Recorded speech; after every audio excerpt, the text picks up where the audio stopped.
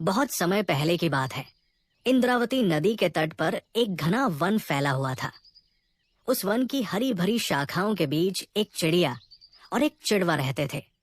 वे दोनों बहुत प्रेम से एक साथ रहते थे। एक दिन चिड़िया ने 2 सुंदर अंडे दिए। दोनों पक्षी बहुत खुश हुए और अपने होने वाले बच्चों के सपने देखने लगे। कुछ दिनों बाद अचानक एक दिन आकाश में काले बादल घिर आए। मौसम बदल गया और तेज हवाएं चलने लगी। बिजलियां आकाश में तड़पने लगी और उनकी कड़क से पूरा वन गूंज उठा। उसी समय एक बिजली चिड़िया और चिड़वे के घोंसले पर आकर गिरी। धमाके की आवाज इतनी तेज थी कि पूरे वन के पशु पक्षी डर गए।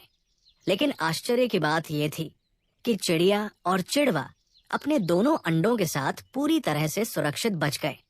घोंसला थोड़ा झुलसा जरूर था, लेकिन उन्हें कोई नुकसान नहीं हुआ। कुछ देर बाद बादल चले गए और बिजलियों का तड़कना भी बंद हो गया। आकाश फिर से साफ हो गया। चिड़िया ने राहत की सांस ली और फिर से अपने अंडों को सेने लगी। वो बड़े प्यार और धैर्य से अपने अंडों को गर्म रखती और उनकी देखभाल करती। इस तरह कई महीने बीत गए। चिड़िया और चिड़वा दोनों इंतजार करते रहे कि कब उनके अंडे फूटेंगे और कब उनके नन्हे चूजे बाहर आएंगे। लेकिन समय बीतता गया और अंडे नहीं फूटे।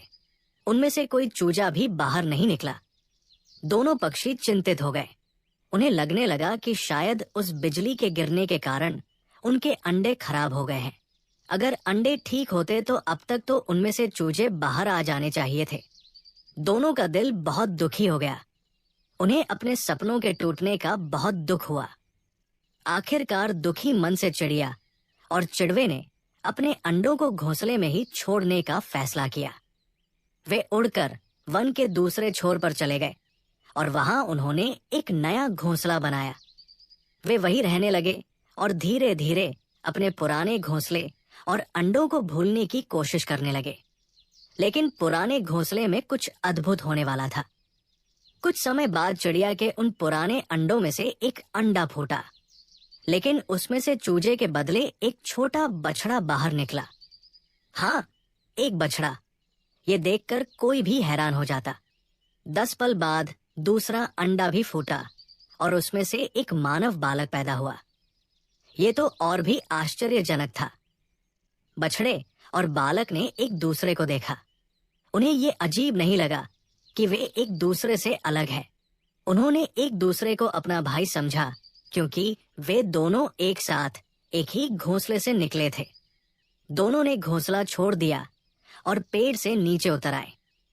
नीचे आकर दोनों खेलने लगे। वे एक दूसरे के साथ बहुत खुश थे। जब बछड़े को भूख लगी तो उसने हरी घास चर ली, और जब बालक को भूख लगी तो उसने पेड़ों से फल तोड़कर खा लिए। उन दिनों उस वन में हिंसक पशु नहीं पाए जाते थे। चारों ओर शांति थी और कोई खतरा नहीं था। इसलिए दोनों भाई निश्चिंत होकर खेलते, घूमते और खाते पीते रहे। वे बहुत मस्ती से अपना समय बिताते थे। धीरे धीरे समय बीतता गया और दोनों बड़े होने लगे। बछड़ा बड़ा होकर एक स्वस्थ और तगड़ा बैल बन गया। उसकी मांसपेशियां मजबूत थी और वो बहुत बलशाली दिखता था। बालक भी बड़ा होकर एक सुंदर और हृष्ट-पुष्ट युवक बन गया। वे जैसे जैसे बड़े होते गए, वैसे वैसे उनके बीच भाई भाई की भावना और भी गहरी होती गई। बैल युवक से 10 पल पहले अंडे से बाहर निकला था, इसलिए वो अपने आप को बड़ा भाई मानता था। वो युवक की हर तरह से रक्षा करता और उसकी देखभाल करता था। वो युवक का ध्यान रखता कि कहीं उसे कोई तकलीफ तो नहीं है, कहीं वो भूखा तो नहीं है। युवक भी बैल को अपना बड़ा भाई मानता था और उसकी हर बात का आदर करता था। दोनों के बीच गहरा प्यार और विश्वास था। एक दिन बैल ने कुछ सोचा। उसे लगा कि उसकी अपनी खाल तो मोटी है और उस पर धूप और शीत का कोई खास असर नहीं पड़ता, लेकिन उसके छोटे भाई की चमड़ी बहुत कोमल है। तेज धूप में वो काली पड़ जाती है और ठंड में वो ठिठुरने लगता है। इसलिए बैल ने सोचा कि उसके छोटे भाई को एक घर बनाकर रहना चाहिए, जहां वो धूप और ठंड से बच सके। बैल ने सबसे पहले अपने छोटे भाई का एक नाम रखा, ननकू। फिर उसने ननकू से कहा कि तुम 4 लकड़ियों पर पत्तों और घास फूस की छाजन डालकर अपने लिए एक झोपड़ी बना लो। ये तुम्हें धूप और बारिश से बचाएगी। ननकू ने अपने बड़े भाई की बात मानते हुए लकड़ियां और घास फूस इकट्ठा करना शुरू किया। लेकिन ननकू ने सिर्फ एक नहीं बल्कि 2 झोपड़ियां बनाई। एक झोपड़ी अपने लिए और दूसरी अपने बड़े भाई बैल के लिए। उसे लगा कि ये तो बड़ा अन्याय होगा कि छोटा भाई झोपड़ी में आराम से रहे और बड़ा भाई खुले आकाश के नीचे पड़ा रहे। ये उसे बिल्कुल सही नहीं लगा। जब बैल ने देखा कि ननकू ने उसके लिए भी एक झोपड़ी बनाई है, तो उसके मन में अपने छोटे भाई के प्रति अत्यधिक प्रेम उमड़ आया। उसकी आंखों में खुशी के आंसू आ गए। उसे गर्व महसूस हुआ कि उसका छोटा भाई कितना प्यार करने वाला और विचारशील है। तब बैल ननकू की झोपड़ी में गया। उसने अपनी पूंछ से ननकू की झोपड़ी की लकड़ियों को छुआ और जैसे ही उसकी पूंछ लकड़ियों को छुई, एक चमत्कार हो गया।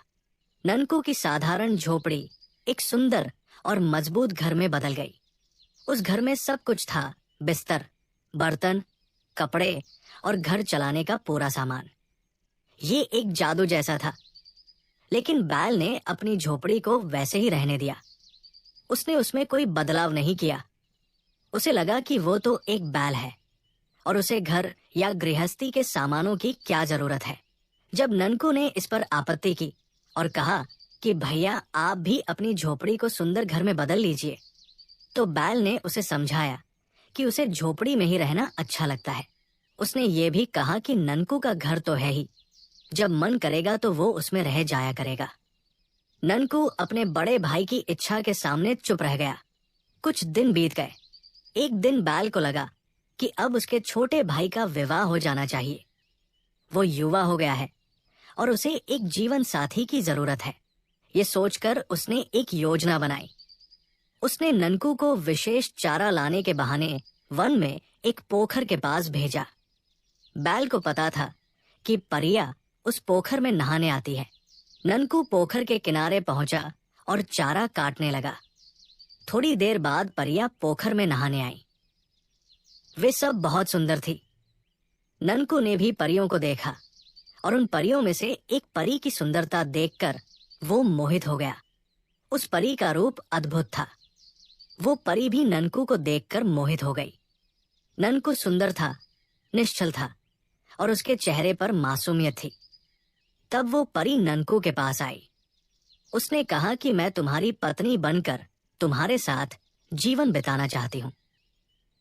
ननकू थोड़ा सक्का गया। उसने कहा कि इस बारे में उसे अपने बड़े भाई से पूछना होगा। बिना बड़े भाई की अनुमति के वो कोई फैसला नहीं ले सकता। परी ने कहा कि ठीक है। वे दोनों ननकू के बड़े भाई के पास चलते हैं। ननकू और परी साथ में बैल के पास पहुंचे। बैल तो पहले से ही इसी की प्रतीक्षा कर रहा था। उसने तत्काल और बहुत खुशी से अनुमति दे दी। फिर उसने बड़े प्यार से दोनों का विवाह करा दिया। ननकू और परी बहुत खुश हुए। वे हंसी खुशी से उस सुंदर घर में रहने लगे। बैल भी उनकी खुशी देखकर बहुत प्रसन्न था। कुछ समय बीत गया। सब कुछ ठीक चल रहा था।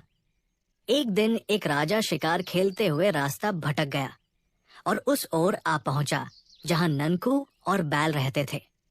जब राजा ने घने वन के बीच में एक सुंदर घर देखा तो वो बहुत हैरान रह गया। उसे समझ नहीं आया कि इतने घने जंगल में इतना सुंदर घर कैसे हो सकता है। तभी उसकी नजर परी पर पड़ी। परी की सुंदरता देखकर राजा का होश उड़ गया। वो मूर्छित होते होते बचा। उसने अपने जीवन में इतनी सुंदर स्त्री कभी नहीं देखी थी। उसका मन परी को पाने के लिए मचल उठा।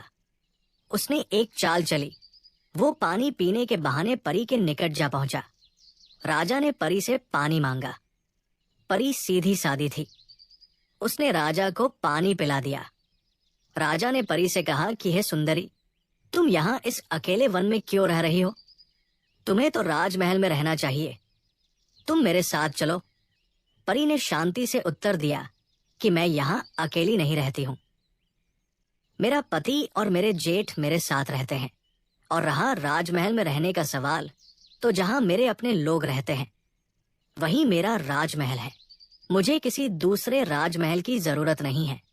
राजा अभी परी से बात ही कर रहा था कि ननकू और बैल भी वहां आ गए। ननकू ने राजा से उसके बारे में पूछताछ की। राजा ने घमंड से कहा कि ये वन उसके राज्य में आता है, इसलिए उन्हें उसकी आज्ञा माननी होगी। फिर राजा ने एक कठिन शर्त रख दी। उसने कहा कि ननकू को उसके लिए सूरज की तरह चमकने वाला लाल पत्थर लाना होगा। राजा ने धमकी देते हुए कहा कि यदि ननकू वो लाल पत्थर नहीं ला सकेगा तो वो ननकू की सुंदर पत्नी को अपने साथ ले जाएगा। ये सुनकर ननकू घबरा गया, लेकिन ननकू के बदले बैल ने जवाब दिया। उसने कहा कि उसे राजा की आज्ञा स्वीकार है। वो अपने छोटे भाई के बदले राजा के लिए सूरज की तरह चमकने वाला लाल पत्थर लाएगा। राजा ने कहा कि ठीक है, वो 1 सप्ताह बाद आएगा। तब तक उन्हें वो लाल पत्थर ले आना होगा। ये कहकर राजा वहां से चला गया। राजा के जाने के बाद ननकू बहुत चिंतित हो गया। उसने बैल से पूछा कि भैया, आपने तो कह दिया, लेकिन आप वो लाल पत्थर कहाँ से लाएंगे? किसी को नहीं पता कि वो पत्थर कहाँ मिलता है। बैल ने धीरज बंधाते हुए कहा कि वो कहीं से भी लाएगा, लेकिन लाकर रहेगा। उसके रहते हुए ननकू और परी पर कोई आंच नहीं आ सकती। ननकू ने कहा कि वो बैल को अकेले नहीं जाने देगा, वो भी उसके साथ चलेगा। तभी परी ने बात की। उसने कहा कि उन दोनों को कहीं जाने की जरूरत नहीं है। उसे पता है कि सूरज की तरह चमकने वाला लाल पत्थर कहाँ मिलता है। वो अभी जाकर वो पत्थर ले आएगी। ननकू ने कहा कि वो भी परी के साथ चलेगा, लेकिन परी ने समझाया कि वहां परियों के अलावा और कोई नहीं जा सकता। उसने उन्हें चिंता न करने को कहा। ये कहते हुए परी अदृश्य हो गई। दूसरे ही पल परी वहां फिर से प्रकट हुई। उसके हाथ में सूरज की तरह चमकने वाला एक लाल पत्थर था। उस पत्थर की चमक इतनी तेज थी कि ननकू और बैल की आंखें चौंधिया गई। ननकू पत्थर देखकर बहुत खुश हुआ। उसे लगा कि अब राजा उसकी पत्नी को नहीं छीन सकेगा। किंतु बैल समझदार था। वो समझ गया कि राजा की नीयत में खोट है। लाल पत्थर मिल जाने पर भी वो कोई और उपाय करेगा जिससे वो परी को ननकू से छीन सके। बैल ने ननकू को समझाया। उसने कहा कि जब राजा पूछे कि ये पत्थर कौन लाया, तो ननकू को कहना होगा कि उसका बड़ा भाई ये पत्थर लाया है। उसे असली बात कभी नहीं बतानी है। सप्ताह भर बाद जब राजा लाल पत्थर लेने आया तो ननकू ने उसे वह चमकदार पत्थर दे दिया। राजा ने पत्थर देखा और हैरान रह गया। उसे विश्वास नहीं हो रहा था कि सचमुच उन्हें वो पत्थर मिल गया। उसने पूछा कि ये पत्थर कौन लाया? ननकू ने जवाब दिया कि उसका बड़ा भाई ये पत्थर लाया है। राजा ने ये इसलिए पूछा था क्योंकि उसने सुन रखा था कि जहां ये पत्थर मिलता है वहां कोई मनुष्य नहीं जा सकता। अब ननकू का बड़ा भाई मनुष्य नहीं बल्कि बैल था, इसलिए राजा क्या कह सकता था? उसे अपनी हार माननी पड़ी। लेकिन राजा ने हार नहीं मानी। उसने सोचा कि जब तक ये बैल जीवित रहेगा तब तक ननकू की पत्नी को प्राप्त नहीं किया जा सकता। इसलिए राजा ने एक दूसरी चालाकी की। उसने ननकू से कहा कि उसका भाई तो बहुत बलशाली है, इसलिए वो चाहता है कि बैल उसके सबसे प्रिय भैंसे के साथ युद्ध करे।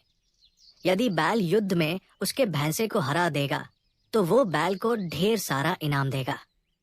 किंतु यदि बैल उसके भैंसे से हार जाएगा तो वो ननकू की पत्नी को अपने साथ ले जाएगा। राजा की ये बात सुनकर ननकू बहुत दुखी हुआ।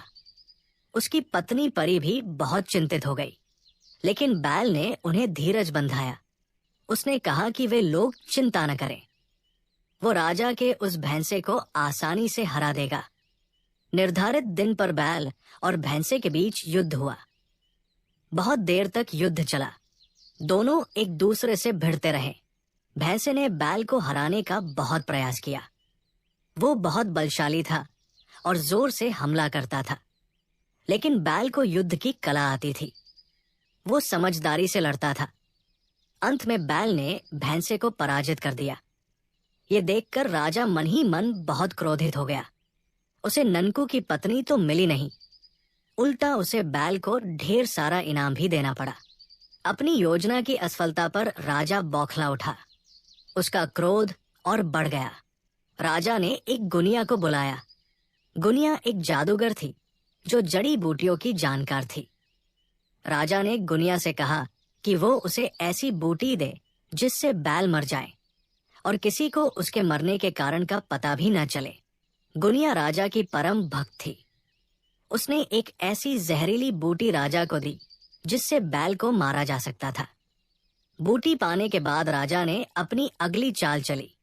उसने ननकू के पास संदेश भेजा कि उसने अब तक उन लोगों को बहुत तंग किया है, लेकिन अब उसका हृदय परिवर्तन हो गया है और वह उनसे मित्रता करना चाहता है, इसलिए वो उनके साथ भोजन करना चाहता है।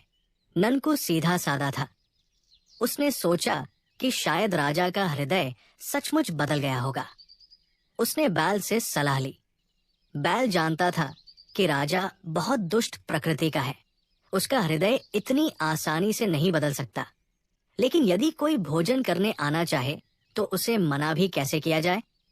इसलिए उन्होंने राजा को आमंत्रित करने का फैसला किया। राजा ननकू के घर आ पहुंचा। परी ने अपने हाथों से स्वादिष्ट भोजन पकाया। बैल, ननकू और राजा तीनों भोजन करने बैठे। ननकू की सुरक्षा के लिए बैल राजा और ननकू के बीच में बैठ गया।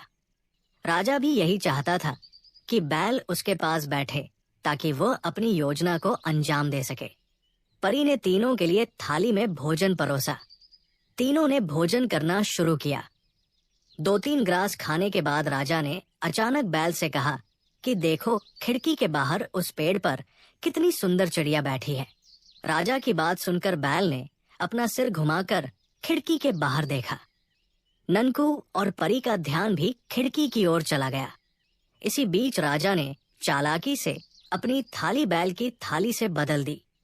राजा ने पहले ही अपनी थाली के भोजन में गुनिया की दी हुई जहरीली बूटी मिला दी थी। बैल ने कहा कि हाँ, सचमुच बहुत सुंदर चिड़िया है। फिर उसने अपना सिर वापस घुमाया और भोजन करने के लिए अपनी थाली की ओर देखा। उसे तुरंत संदेह हो गया कि ये उसकी थाली नहीं है। दरअसल बैल की अपनी एक विशेष थाली थी। देखने में तो वो अन्य थालियों जैसी ही थी, लेकिन बैल ने अपनी थाली में एक छोटा सा निशान लगा रखा था ताकि वो उसे पहचान सके। परी भी हमेशा बैल के लिए उसी थाली में भोजन परोसती थी। ये बात राजा को पता नहीं थी। बैल ने ध्यान से देखा तो उसे समझ में आ गया कि उसकी असली थाली राजा के सामने रखी हुई है। इसका मतलब साफ था कि राजा ने उनका ध्यान बंटाकर चालाकी से बैल की थाली अपनी थाली से बदल ली है। बैल समझ गया कि जरूर कोई गड़बड़ है। राजा ने जरूर उसकी थाली में कुछ मिलाया होगा। बैल बहुत चतुर था। उसने तुरंत एक योजना बनाई। उसने राजा से कहा कि आज उसने अपनी पूंछ पर तेल लगाया है और देखो वो कितनी चमक रही है। अब राजा को अपना सिर पीछे घुमाकर बैल की पूंछ की ओर देखना पड़ा। राजा को लगा कि बैल उसकी नकल उतार रहा है। उसने सोचा कि ये मूर्ख बैल नहीं जानता कि मैंने उसे जहरीली बूटी खिलाने के लिए चिड़िया दिखाई थी और अब ये मुझे अपनी पूंछ दिखा रहा है। राजा मन ही मन हंसा। राजा ने कहा कि हाँ, तुम्हारी पूंछ तो आज सचमुच बहुत चमक रही है। जितनी देर राजा ने बैल की पूंछ की ओर देखा, उतनी देर में बैल ने तेजी से अपनी असली थाली राजा की थाली से बदल ली। ये बात राजा को पता नहीं चली। वो बड़े स्वाद से भोजन करता रहा। भोजन समाप्त करने के बाद राजा ने ननकू से विदा ली और अपने महल की ओर चल दिया। जाते जाते राजा ने कहा कि वो कल फिर आएगा। उसे पूरा विश्वास था कि थोड़ी देर में बैल मर जाएगा और तब कल उसे ननकू की पत्नी को छीन कर ले जाने से रोकने वाला कोई नहीं होगा। राजा के जाने के बाद बैल ने ननकू से कहा कि चलो, वे राजा का पीछा करते हैं। बैल और ननकू राजा के पीछे चल दिए। वे थोड़ी दूरी बनाकर राजा का पीछा करते रहे। कुछ दूर जाने के बाद राजा का सिर चकराने लगा। उसे चक्कर आने लगे और वो लड़खड़ाने लगा। जहरीली बूटी अपना असर दिखाने लगी थी। राजा की सांस फूलने लगी और उसके शरीर में दर्द होने लगा। अब राजा को सब कुछ समझ में आ गया। उसे एहसास हुआ कि बैल उसकी चालाकी समझ गया था।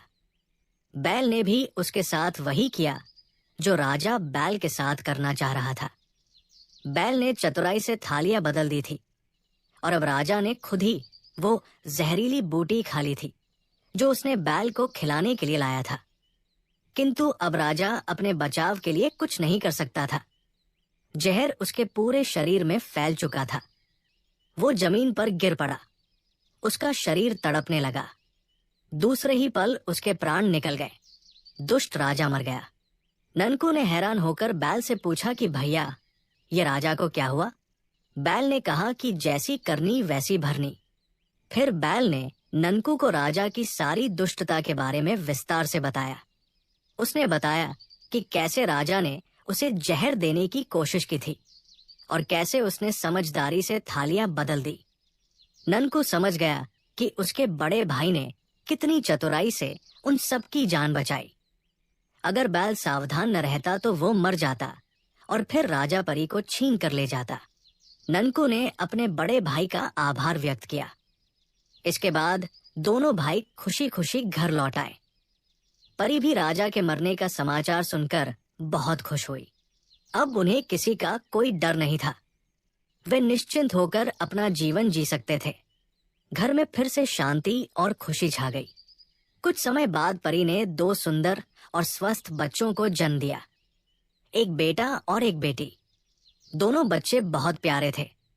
बैल उन बच्चों से बहुत प्यार करता था। वो उन्हें अपने बड़े भाई के बच्चे मानता था और उनकी बहुत देखभाल करता था। बैल, ननकू, परी और उनके दोनों बच्चे बहुत आनंद से रहने लगे। उनके घर में हमेशा हंसी खुशी रहती। बैल बच्चों को कहानियां सुनाता और उनके साथ खेलता। ननकू मेहनत से काम करता और अपने परिवार का ध्यान रखता। परी घर संभालती और सबका ख्याल रखती। वे सब एक खुशहाल परिवार की तरह रहते थे। बैल और ननकू के बीच का भाईचारे का रिश्ता और भी मजबूत हो गया। उन्होंने साथ मिलकर कई मुश्किलों का सामना किया था और हर बार एक दूसरे का साथ दिया था। उनका प्यार और विश्वास समय के साथ बढ़ता ही गया। वन के अन्य जीव जंतु भी उनके परिवार से प्यार करने लगे। सब जानते थे कि ये परिवार कितना अच्छा और दयालु है। बैल की बुद्धिमत्ता और ननकू की सरलता की चर्चा दूर दूर तक फैल गई। परी की सुंदरता और दयालुता के किस्से भी सब सुनाते। इस तरह वे सब इंद्रावती नदी के तट पर उस घने वन में सुख और शांति से जीवन बिताते रहे। उनके बच्चे बड़े होने लगे और उन्हें भी अपने पिता और बड़े काका से प्रेम, साहस और बुद्धिमत्ता की सीख मिलने लगी। वो छोटा परिवार एक आदर्श बन गया कि कैसे प्यार, विश्वास और समझदारी से हर मुसीबत को पार किया जा सकता है।